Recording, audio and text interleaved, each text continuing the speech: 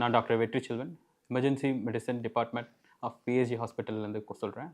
இப்போ உங்களுக்கு சின்ன சின்ன ஃபர்ஸ்ட் எய்ட்ஸ் என்னென்ன இதுக்கு அவசர சிகிச்சைக்கு வந்து எது எது கொடுக்கலாம் அப்படின்றத வந்து டூஸ் அண்ட் டோஸ் அப்படின்றத பற்றி சிம்பிளான ஒரு டாப்பிக்காக பேச போகிறேன்.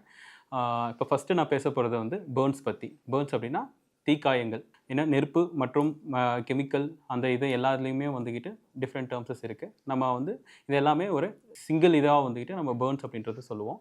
இப்போ எப்படின்னு பார்த்தோன்னா மேக்ஸிமம் வந்துக்கிட்டு நம்ம சுற்று வட்டாரங்கள் பகுதியில் வந்துக்கிட்டு இந்த மாதிரி தீக்காயங்கள் ஏற்படும் பட்சத்தில் நம்ம என்ன பண்ணுவோம் அப்படின்னு பார்த்தீங்கன்னா, பக்கத்தில் இருக்கிற தண்ணியும் எண்ணெய் மற்ற எண்ணெய் தேங்காய் எண்ணெய் அப்ளை பண்ணுவோம்.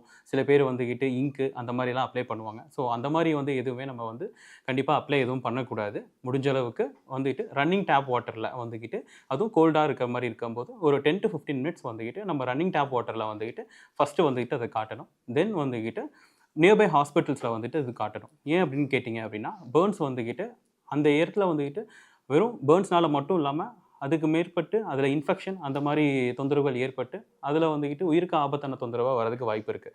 ஸோ முடிஞ்ச அளவுக்கு நம்ம தீக்காயங்கள் ஏற்பட்டுறும் போது நம்ம வந்துக்கிட்டு வேறு எதுவும் அப்ளை பண்ணாமல் வெறும் தண்ணீரில் காட்டிட்டோம்.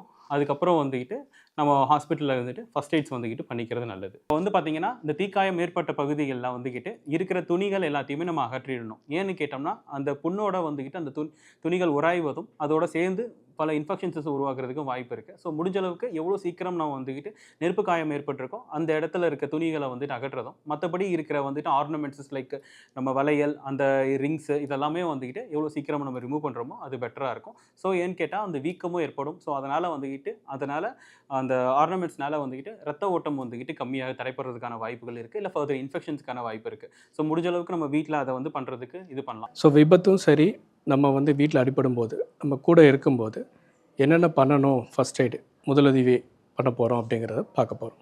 ஃபஸ்ட்டு நம்ம எடுத்தோடனே அவங்களுக்கு எந்த இடத்துல அடிபட்டிருக்கோ அந்த இடத்த வந்து ஃப்ராக்சர் இருக்கா இல்லையான்னு நம்ம ஐடென்டிஃபை பண்ணுறதுக்கு ஒரு அறிகுறிகள் இருக்குது. ஸோ அதெல்லாம் வச்சு தான் நமக்கு வந்து எலும்பு முறிவு ஏற்பட்டிருக்க இல்லையான்றது நம்ம தெரிஞ்சுக்கலாம். ஸோ ஃபஸ்ட்டு வந்து பயங்கரமான வலி ஏற்படும். ஒரு தீராத வலி இருக்கும் அடிபட்ட இடத்துல. உடனே ஒரு வீக்கம் ஆரம்பிக்கும்.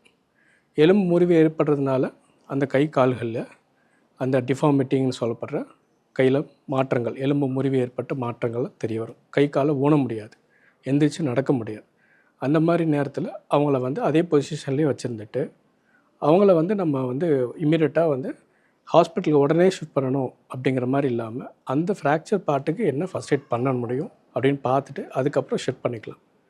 ஃபஸ்ட்டு அடிப்பட்ட உடனே ஃப்ராக்சர் இருக்குதுன்னு நீங்கள் ஐடென்டிஃபை பண்ணிக்கிட்டிங்கன்னா அதுக்கப்புறம் அந்த பார்ட்டை வந்து இம்மோபிலைஸ் பண்ணணும். இம்மோபிலைஸ்னால் அதை அசைக்காமல் பார்த்துக்கணும். ஏன்னா அசைக்கிறதுனால அந்த எலும்பு ஏற்பட்ட முறிவு வந்து இன்னும் அதிகமாக ஏற்பட்டு பக்கத்தில் இருக்கிற இரத்த நாளங்கள்லையோ இல்லை நரம்புகளையோ பாதிப்பை ஏற்படுத்தி இன்னும் அந்த பாதிப்பை அதிகமாக்கலாம். ஸோ அந்த மாதிரி இம்மோபிலைஸ் பண்ணிட்டா அந்த ஃப்ராக்சர் ஆன இடம் வந்து இன்னும் அசைவுகள் அதிகம் இல்லாமல் வலி கொஞ்சம் கம்மியாகும். ஸோ பண்ணக்கூடாத விஷயங்கள் தெரிஞ்சுக்கிட்டால் தான் நம்ம அந்த பேஷண்ட்டுக்கு உண்டான ஒரு ஃபுல் சேஃப்டி அண்ட் ட்ரீட்மெண்ட்டும் நம்ம கொடுத்த மாதிரி ஆகிடும்.